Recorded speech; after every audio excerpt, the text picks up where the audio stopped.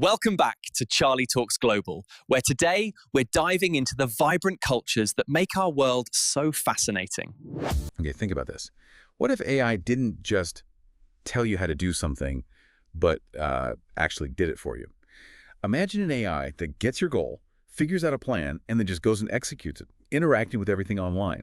That's kind of the big idea behind AI agents. It's this cutting-edge thing that people are saying could really redefine how we interact with machines in 2025. So in this deep dive, we're looking at sources like this really interesting piece from 36 Degrees. They're a big Chinese tech outlet. The article asks, AI agent is 2025's biggest trend or bubble. Our mission is basically to unpack that.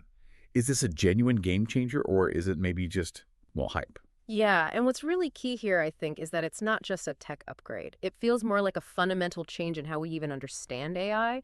We're shifting from AI being, a clever tool like a supercalculator, Right. to being more like an active partner, something that can actually work with us, maybe even anticipate what we need and take some initiative. It's moving from AI just knowing things to actually doing things. Okay, let's dig into that phrase, model as agent. So traditionally, LLMs, large language models, they know a lot, but they're passive, right? You ask, they answer. And before this, you had these agent ideas that were more like, well, you described them as a bit like Frankenstein's monster, kind of stitched together. Yeah, maybe a bit harsh, but kind of. You'd have different models, different tools, all sort of wired together to get a task done. It could work, sure, but it often felt clunky. The model as agent idea is different because the large model itself is the agent. It's designed right from the start with agency, with reasoning, with the ability to act built in, not just added on later. Okay, so the LLM is the brain in the hands, in a way. Exactly. The model becomes the central intelligence driving the actions, doing tasks internally. It's not just able to talk anymore, it's genuinely able to act. And you mentioned GPT Agent, that's a perfect example. They talk about this observable interactive approach. Observable, what does that mean exactly?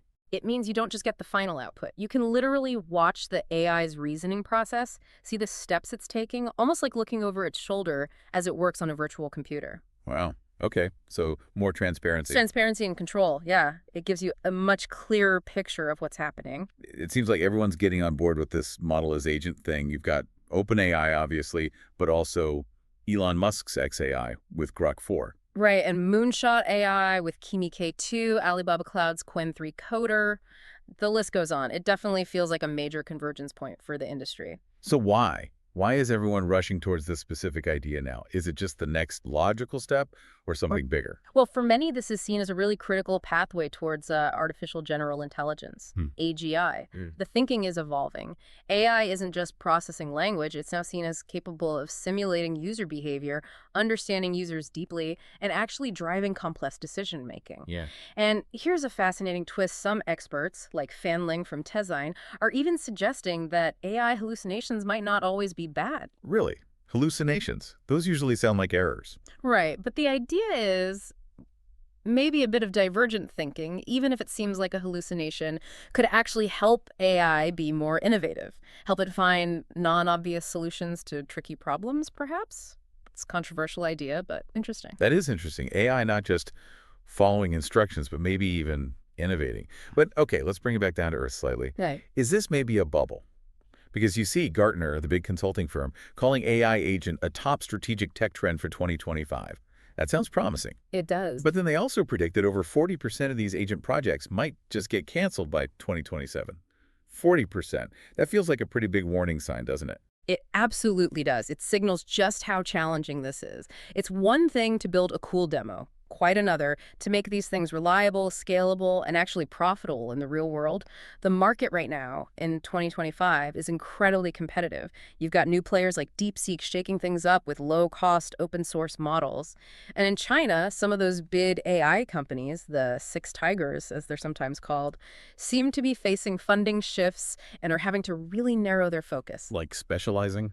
Exactly. Like Baishuan Intelligent focusing heavily on AI in medicine, or 01 Wanwu concentrating on specific AI applications for industry. It shows the pressure is on to find viable niches. The core model's programming and its agent capabilities, that's the real battleground now. Okay, so if these agents are meant to act, we have to talk about risks. What are the big concerns? I mean, algorithmic bias is always there, right? Definitely a concern. Ensuring fairness is critical. And security. You mentioned DeepSeek got hit by a DDoS attack. If these things are interacting widely, they could be targets, couldn't they? For sure. Network security is a huge piece of the puzzle. And OpenAI themselves have flagged risks. They warned that agents could potentially be tricked, maybe manipulated into revealing private data or doing things they shouldn't. So how do we stop that? What are the safeguards? Well, companies like OpenAI are proposing several layers. Things like requiring explicit user permission for really critical actions. Okay, like a confirmation step. Yeah, exactly. Or having a supervision mode for tasks deemed higher risk, like maybe sending emails or modifying files. The user has to watch and approve. And for really sensitive stuff, like, say, trying to make a bank transfer, the agent might just be programmed to refuse outright. Right, some hard limit. Hard limits, plus giving users clear control over their data, clearing sessions easily. But beyond the tech fixes, there are bigger societal challenges too, right? Public understanding, ethical guidelines, finding people with the right skills. It's complex. It really sounds like it. So AI agents, huge potential, clearly.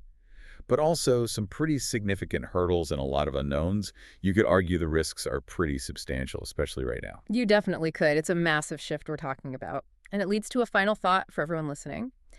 As AI moves from just talking to us to actually doing things for us, how might that change the way you solve problems? What new responsibilities does that create? And what new opportunities might open up in a world where AI starts taking the initiative?